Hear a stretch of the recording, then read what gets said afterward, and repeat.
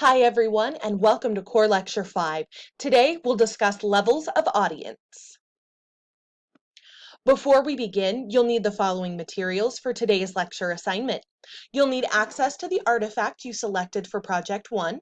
You'll need access to the internet and access to your Week 3 homework document. The purpose and goals for today's lecture are as follows. We'll define the term audience and its three levels. We'll examine how audience influences rhetorical choices, and we'll discuss methods for constructing audience.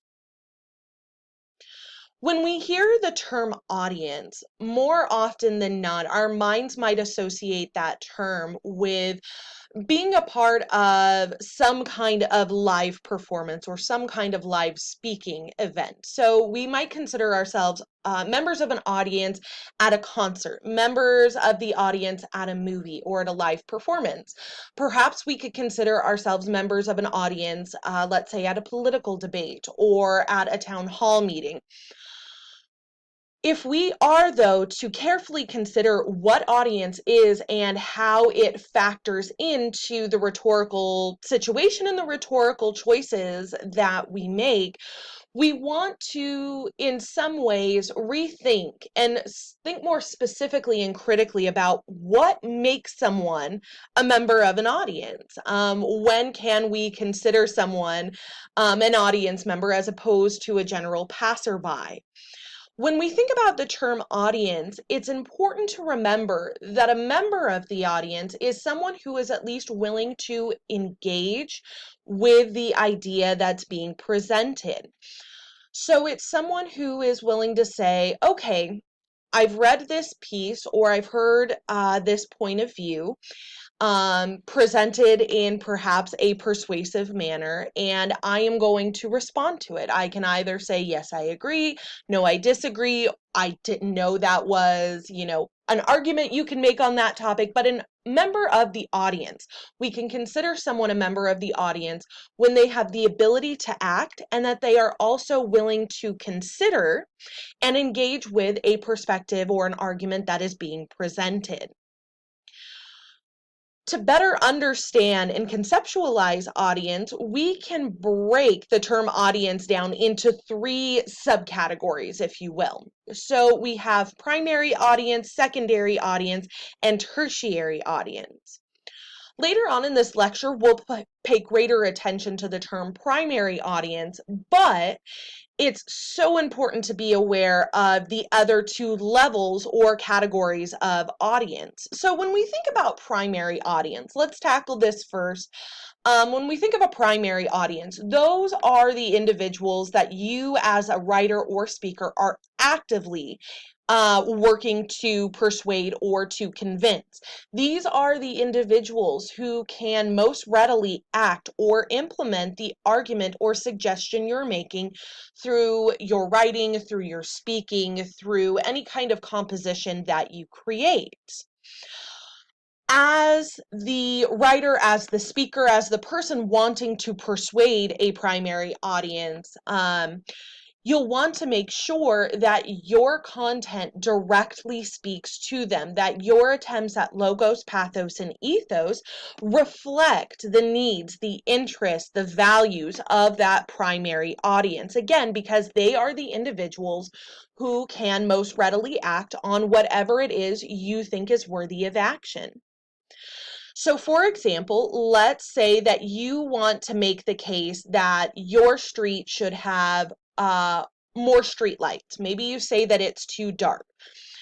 An example of your primary audience might be members of your city council and your mayor's office, because these are individuals who can readily act on providing more streetlights for a specific street.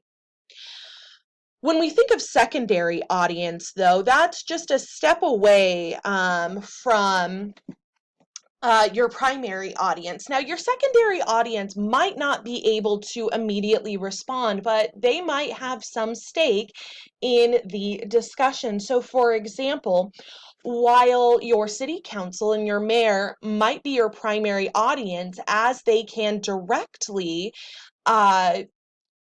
give you streetlights and put streetlights up in your neighborhood, perhaps your secondary audience might be your neighbors, might be other members of your neighborhood or those who also live on your street. Granted, they themselves cannot directly act on putting more streetlights up, perhaps because they don't have the money to do so, they don't have the clearance to do so, things of that sort. They don't exercise or hold the same powers of putting up the streetlights as the city council might, but they're also invested. This impacts them, and they can very easily enter the discussion. And so you want to be aware to say, okay, well, I don't need to just immediately convince the members of the city council to uh, provide more streetlights, but I also need to convince members of my neighborhood that this is important, and I need to be aware that this too impacts them. So as I'm persuading the city council to get this done, I need to persuade members of my neighborhood that this is in our best interest. And then finally, you have members of your tertiary audience. Now, tertiary audiences often have no stake in whatever it is you're trying to persuade your audience of.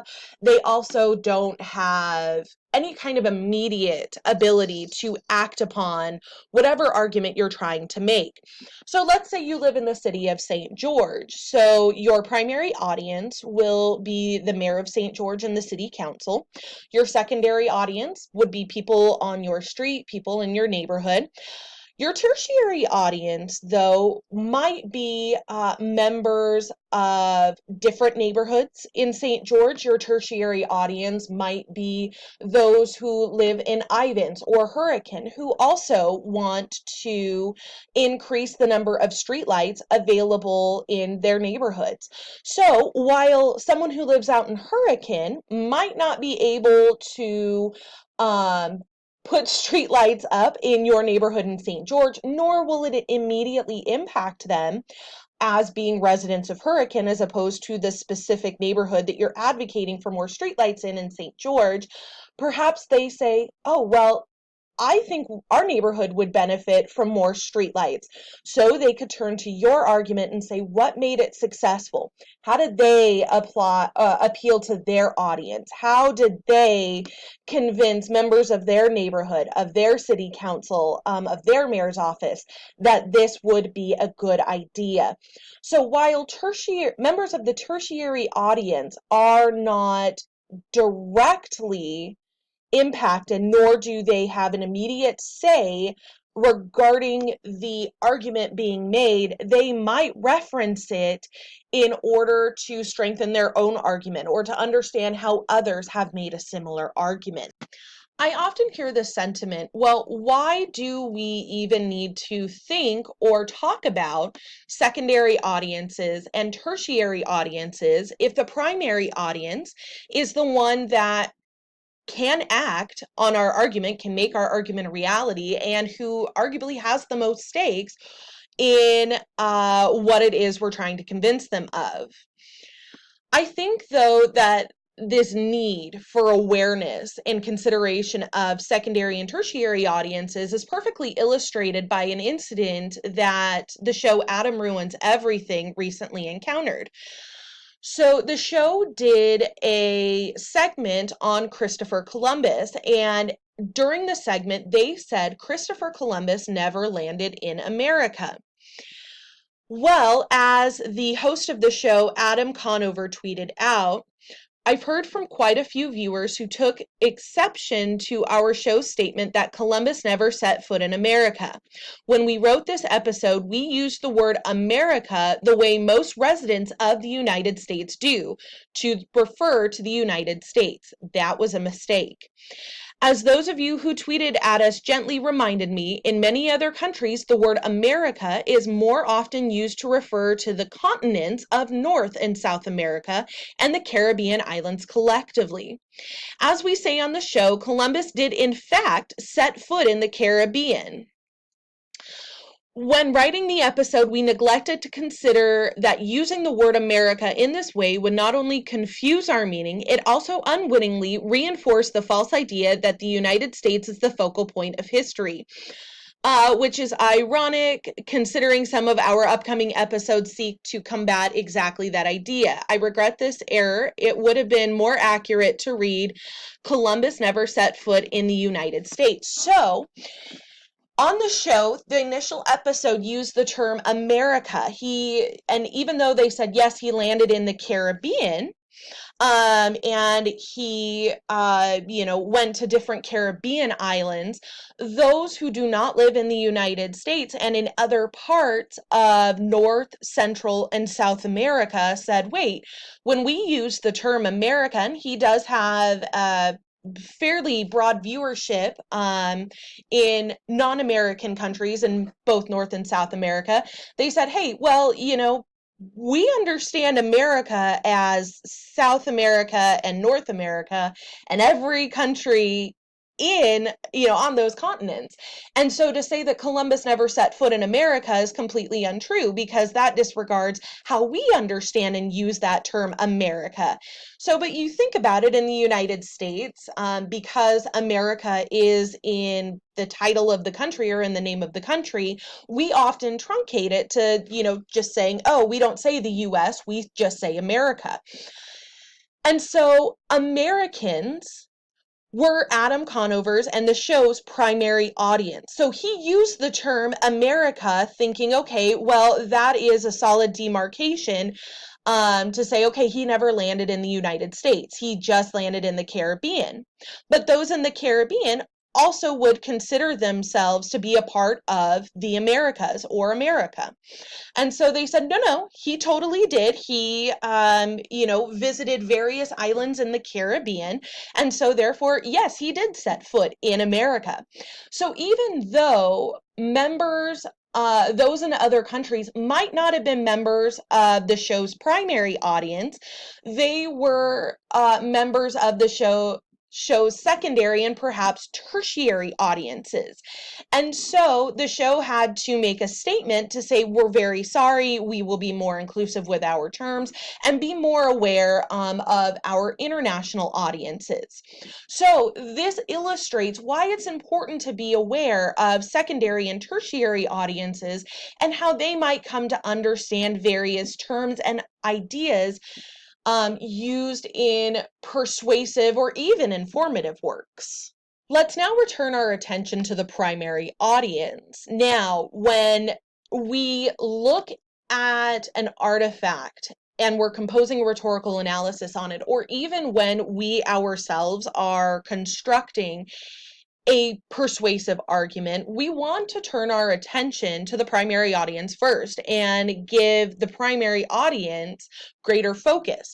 Because ultimately, yes, they are the ones that we are trying to persuade. They are the ones who can take action on whatever our argument happens to be. And so we want to make sure, first and foremost, that our message addresses them and engages them in the way that is conducive to whatever it is we're trying to make an argument of. When we think about a primary audience, though, especially in the position we are now as rhetorical analysts, we can often use cultural artifacts or clues to conceptualize who the primary audience is. So, for example, if you see an advertisement for Dixie State,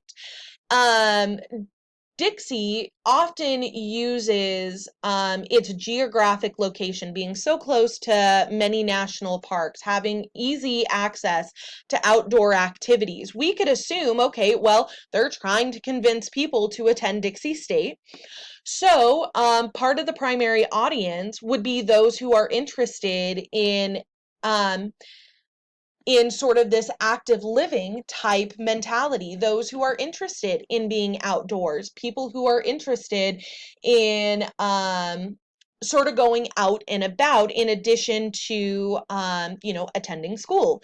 And so we can see how from the materials that the university produces, how they really emphasize, where St. George is, what it's close to, what people can do, sort of outside academia. We could reasonably say the primary audience, or part of the primary audience, would be those who are outdoorsy people, or those who find enjoyment with being outdoors.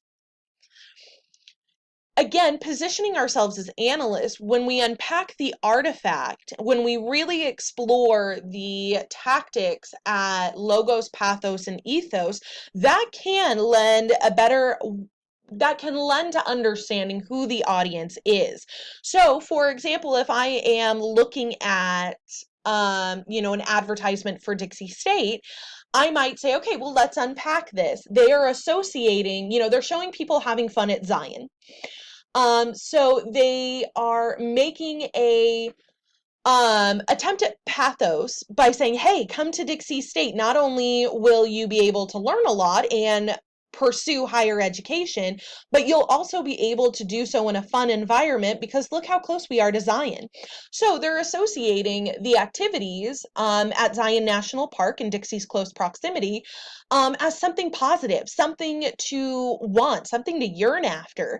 And so we could assume, okay, well, then if Dixie is positioning Zion and the outdoor activities associated with the national park as being fun, we can assume that part of the primary audience will be those who value outdoor life and outdoor living.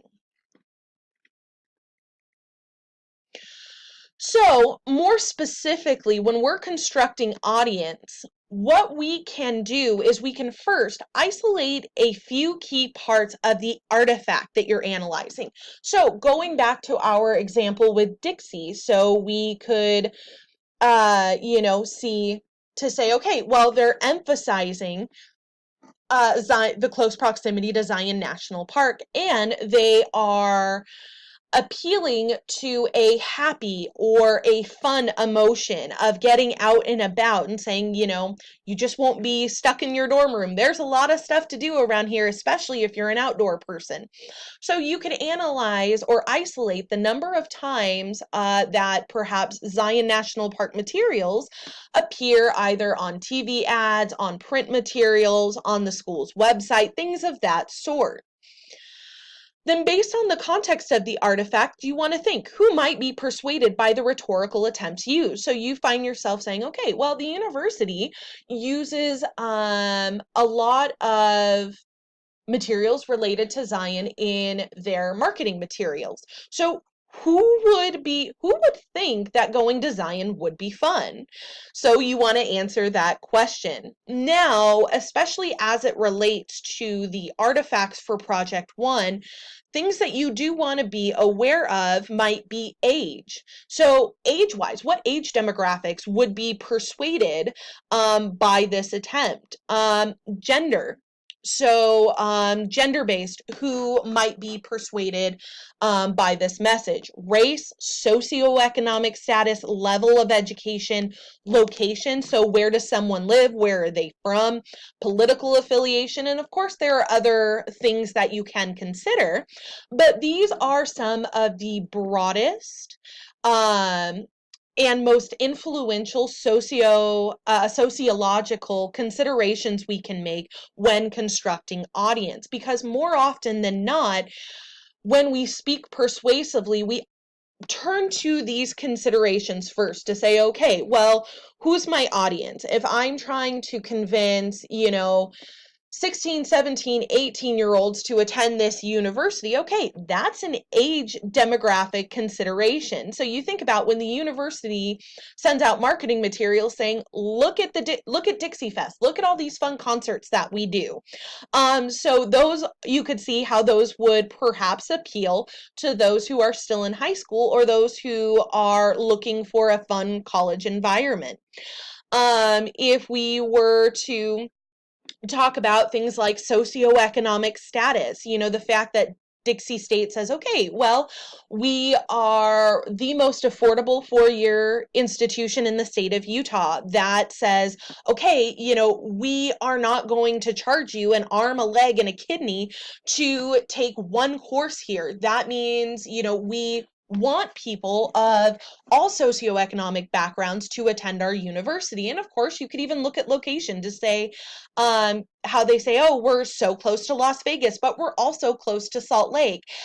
And so that could make the argument to say, okay, well, we aren't just restricted to marketing to people in the local area, but we could also say, hey, people from Las Vegas and Southern California, it's an easy drive to get here. People from Salt Lake City, people from Boise, hey, it's also an easy and relatively quick drive to get to St. George. So again, while these may seem broad, and of course this list isn't exclusive, these are really good places to start. So as you start to think about, okay, well, with the artifact I've selected, who is the speaker or the writer in this case wanting to persuade? These are all really great sociological considerations that can get you started. And of course, you can go more specific as you continue to analyze the artifact. All right, so I do want to walk you through a brief example. So we're going to watch this clip from Vivint using the Utah Jazz players, and we're going to talk about, okay, well, who do they want to persuade? How can we construct the primary audience? Bro, what is this? This is my home security. There is no better defense than many brothers. Are you serious? All you need is Vivint Smart Home. Smart locks, lights, and cameras right here on your phone. Okay, but the Rudies stay. If you say so. Bro. People love it. So after watching that Vivint home security commercial, we can start to construct the primary audience. So when we think about this, we can almost go down this list and ask ourselves, okay, well, is there a specific demographic related to this category that might be more readily persuaded than others?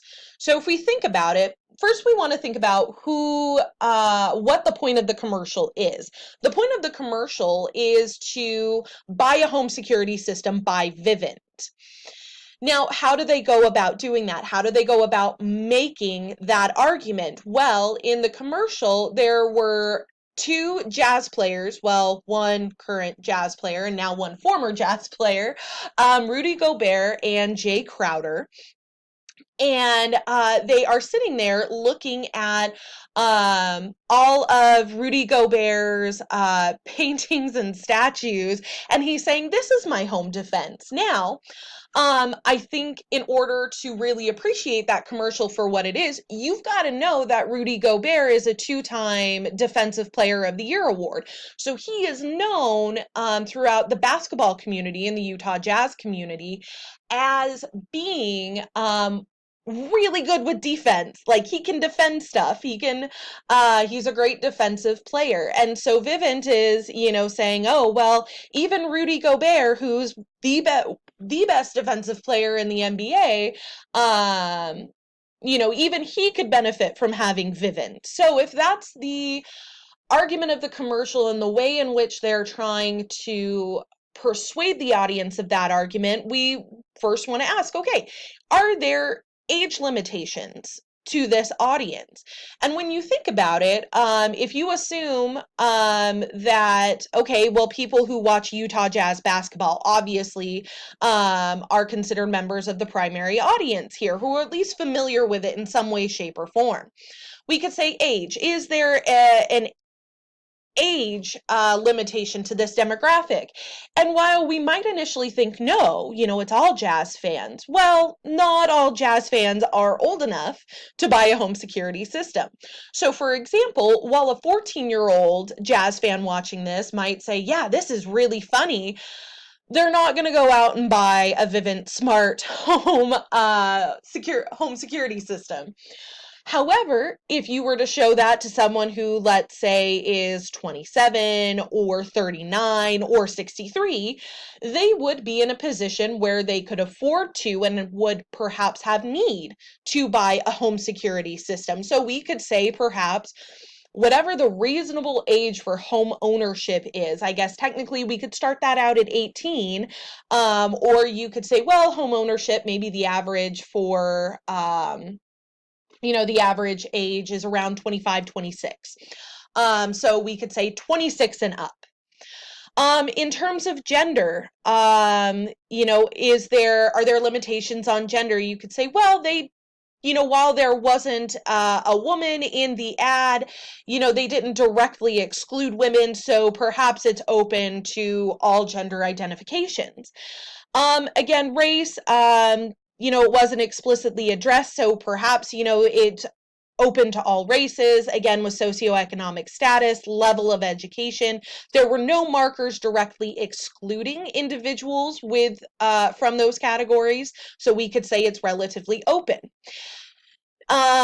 Location might also be important. Could you imagine showing this advertisement, let's say, to someone in Phoenix, where the Suns is the main team, or someone in Portland, where the Blazers prove dominant? So they might see this commercial and say, well, yeah, it's kind of funny, but I think it would be better if Damian Lillard was in the video, or, whoever the star of my local team is. So we can lock this in as being perhaps a more Utah-friendly advertisement, and they're really focusing on Utah residents as the primary audience because they're using Utah Jazz players.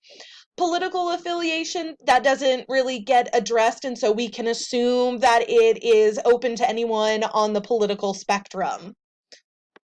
So from this, we can reasonably assume that this ad is targeting and views those of home buying age. So let's say 18 and over, who live in Utah or in an area close to Utah. Perhaps we can also assume parts of Nevada, Idaho, Wyoming might also be included in this, sort of that Intermountain West area.